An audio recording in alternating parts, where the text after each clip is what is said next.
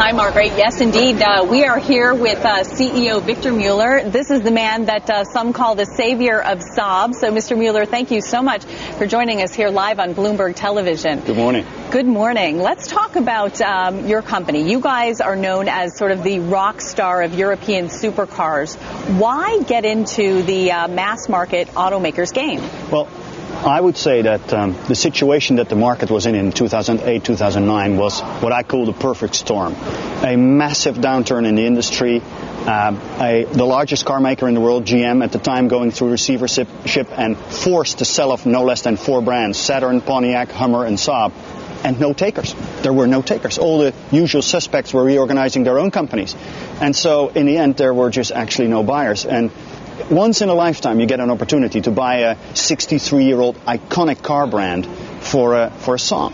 And I mean, look at where we are today. Tonight we'll see the pricing of the GM IPO. That very same company that was forced to sell is now repaying its American taxpayer money.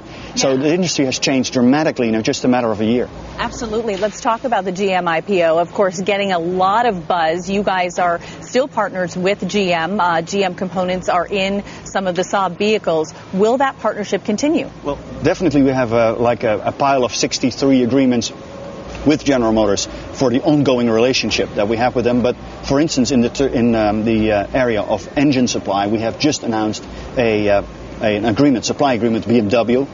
So we're moving away in that sense from GM, underlining the, let's say, the new identity, the independence, if you will, of Saab. And of course, GM is a very important supplier to us, and it will remain so. So we hope their IPO is going to be a blowout. A lot of analysts say that it's very difficult for a boutique automaker such as yourself to really be successful, I guess you could say, in the big market game. How do you completely agree with that observation prior to this crisis. However, this crisis has changed this industry permanently. What it has caused is that this perfect storm, as I described it, this has caused the fact that now every car maker, every boardroom of every car maker is thinking about one thing and one thing only. How can we drive our break-even point down? And the quickest fix to driving your break-even point down is sharing your technology, because it's basically already being paid for.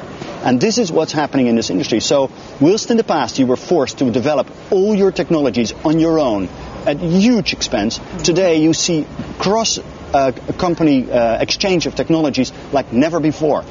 We sold for $200 million our old technology of the 9593 to Beijing Automotive. But we're also on the receiving end of technology sharing, like being able to buy BMW power. Right. Just a few seconds left. You guys are making a very exciting announcement. You're debuting your first foray into the crossover market. Tell us about that quickly. Yeah. The 94X, we're unveiling it here today, is the first car that we've ever done in that market segment. And that means that as from today, Saab will have a fantastic crossover vehicle, which will now allow us to get our customers into that market segment, whilst in the past we would lose them to other makes if they wanted one. Mm-hmm. But also, you have to bear in mind, with the new 9.5 just launched, the 9.4X to launch today, and the new 9.3 coming in 2012, the oldest car on the showroom floor by 2012 will be the new 9.5. And never in its history has Saab had such a new and such a wide-ranging product portfolio ever.